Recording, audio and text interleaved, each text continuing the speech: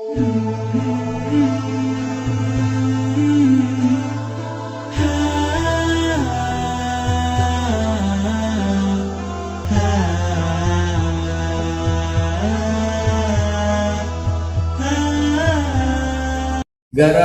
sebab Ustadz Somad lah sholat isya kami malam ini rosak. Hah? Saya yang kena. Saya dah jamaah takdim. Iyalah, Ustadz musafir, kami mukim. Sholat isya sebenarnya waktunya tengah malam. Laula an asyqa ala ummati, kalau tidak memberatkan bagi umatku, aku perintahkan mereka bitakhiril isya. Salat isya itu asli tengah malam, sekaligus terus dengan tahajud. Tapi bila dibuat Nabi begitu, banyak yang tinggal. Artinya malam ini nanti pulang balik dari sini tetaplah berjamaah salat isya, atau malam nanti terus tahajud. Tapi malam ini saja. Jangan esok malam sembang-sembang. Awak tak sembahyang isya. Sebenarnya salat isya itu tengah malam. Jadi awak pergilah dulu. Tak betul. Ini saya jelaskan supaya apa? Jangan ada fitnah di antara kita. Karena fitnah Dajjal besar, tapi cucu cicit Dajjal dah datang. Memfitnah-fitnah, menebarkan keburukan. Mereka ingin lepaskan kita. Siapa yang merusak orang supaya lepas dari agama? Karl Marx. Marxisme. Karl Marx. Karl Marx itu siapa? Yahudi. Psikologi. Siapa tokoh psikologi terbesar? Sigmund Freud. Siapa dia? Yahudi. Film. Siapa yang tidak dirosak oleh film? Warner Bros. Siapa punya? Steven Spielberg, produser film kita. Siapa dia? Yahudi. Jahatkah Yahudi? Jangan tanya lagi. Tapi kuman penyakit itu jahat. Kuman penyakit memang jahat. Tapi kuman, bakteria hanya merosak badan orang yang lemah. Orang yang kuat, insya Allah dia tidak akan dirosak. Maka kuatkan iman, kuatkan Islam. Apalah kita orang Islam nih, subuh sembahyang zuhur, sembahyang asar, sembahyang maghrib, sembahyang isya, sembahyang tahajud, sembahyang duha, sembahyang witir, sembahyang untuk menguatkan. Sedangkan dah sembahyang pun diganggu setan juga. Setan itu jahat Ustaz. Itu memang kerja dia. Jangan urus-urus setan. Tapi kadang kita ini juga terlampau menyalahkan setan. Banyak puan-puan laki tak sembahyang, setan salah. Ustaz, tolong doakan supaya laki saya sembahyang. Mungkin dia dah diganggu setan. Saya doakan, Allahu la ilaha illa huwal hayyul qayyum la ta'khudhuhu. Tak ada nampak gangguan.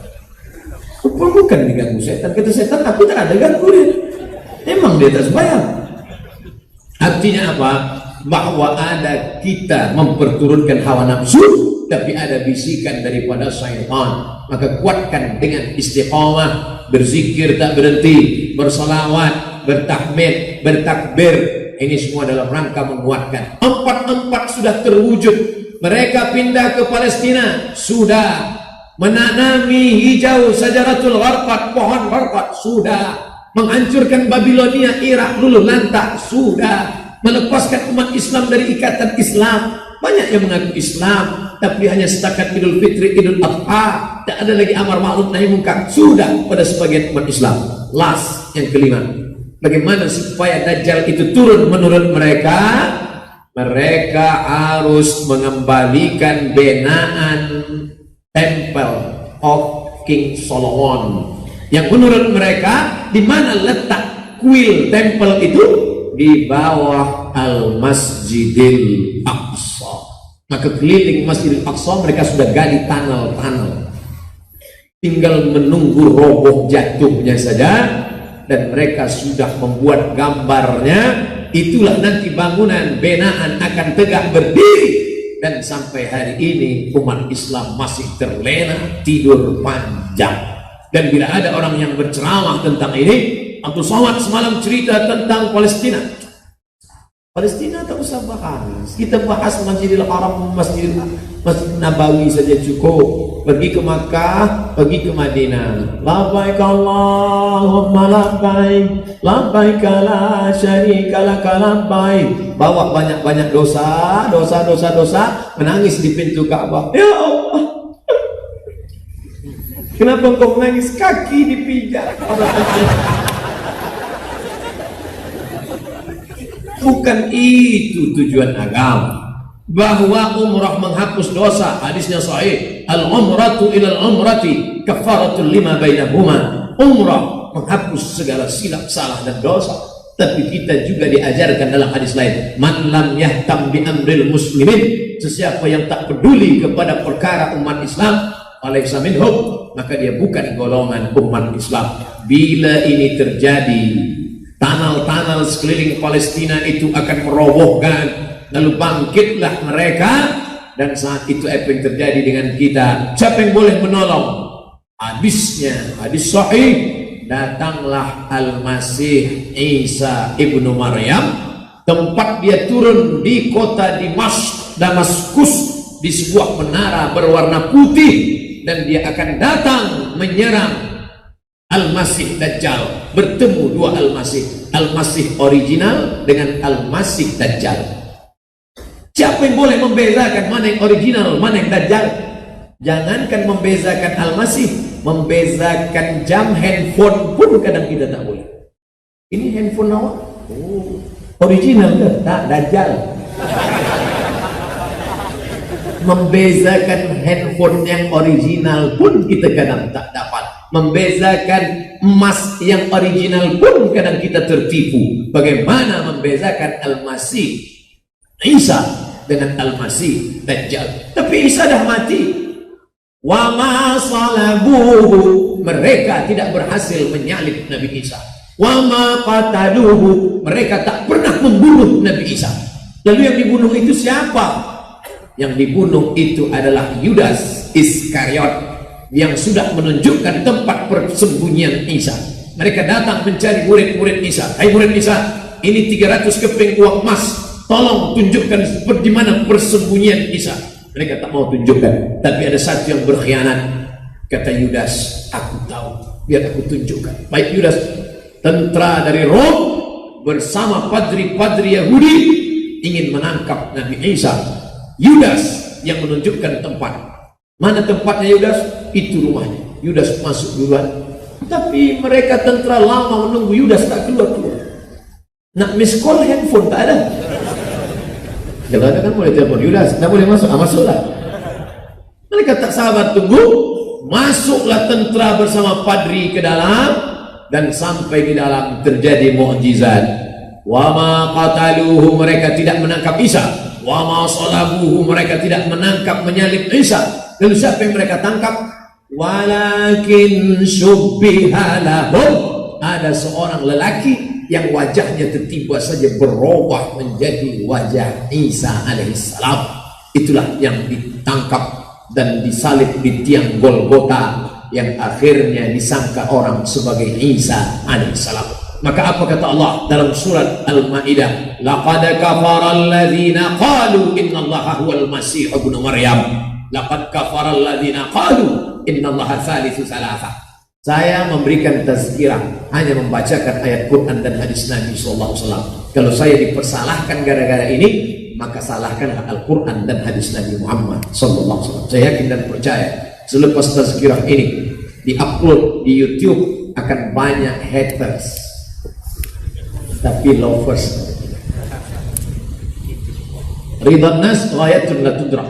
Kalau ingin diikutkan senang hati orang, maka kita tidak akan pernah menerima kesenangan hati orang. Maka sampaikan saja, kulil haq, sampaikan yang benar, walau kana murran. Nanti kalau Ustaz Somad dicaci maki, dihujat, dicemooh, diejek oleh mereka, siapa yang membela Ustaz Somad? Tentu orang Tampin membela saya. Karena ini saya sampaikan di Tampin. Takbir! Enak uji aja, berani tak takbir? Dari bunyi takbirnya insya Allah dia bela saya. Tapi kalau takbir, Allahu Akbar, Masya Allah, tabarakallah. Nah, insya Allah kita malam ini yang hadir membahaskan ini, kita insya Allah, andai hidup kita di zaman itu, turun Al-Masih Dajjal, turun Al-Masih Isa ibnu Maryam, maka kita boleh membezakan mana yang hak, mana yang batil, insya Allah. Amin. Kenapa? Karena Allah yang memberikan cahaya. Allahumma ja'al fi qalbi nura wa fi sam'i nura wa fi basari nura wa an yamini nura wa an yasari nura wa min amami nura wa min khalfi nura wa min fawqi nura wa min tahti nura wa ja'alni nura. Jadikan aku cahaya Allah itulah, cahaya dari Allah itulah yang membimbing kita sehingga kita boleh membezakan mana Al-Masih Isa, mana Al-Masih Dajjal.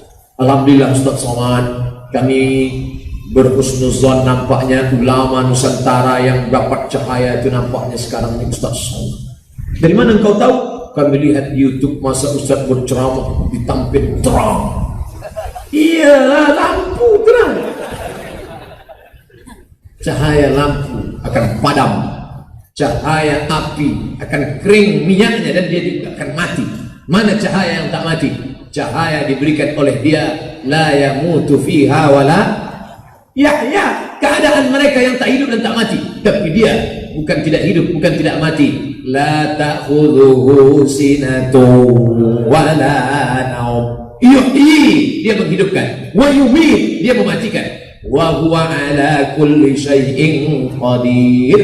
Itu yang kita minta dengan mengkaji masalah-masalah ini supaya kita tetap berjamaah, tetap ikut tazkirah, tetap banyak-banyak bersolawat, berzikir, tasbih zikir, tahmid zikir, takbir zikir, majlis ilmu zikir. Tapi puncak dari segala zikir, afdalu zikri fa'lam annahu la ilaha illallah.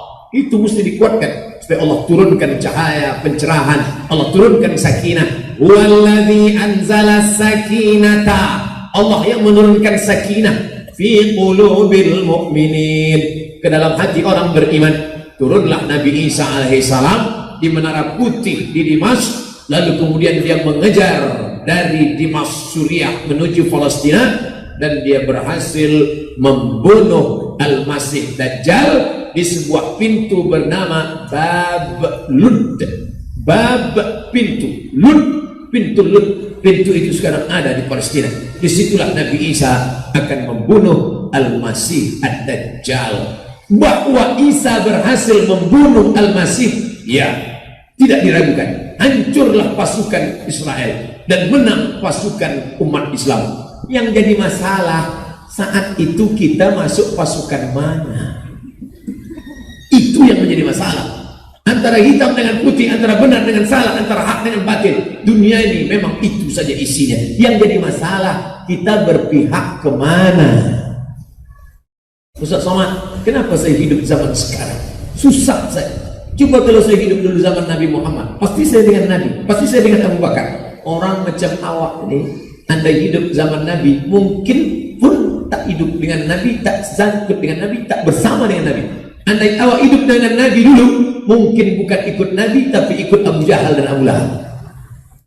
Kenapa begitu?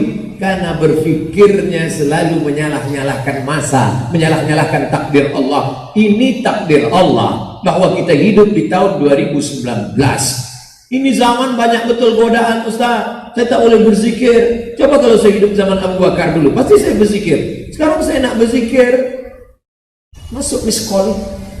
Saya nak berzikir, ini WhatsApp nak dibalas, Instagram, Telegram, Telegram. Jangan salahkan zaman. Dari mana orang tampil kenal Ustaz Abdul Somad? Mereka kenal dari YouTube, bukan pernah nampak. Saya yakin percaya malam ini banyak yang datang.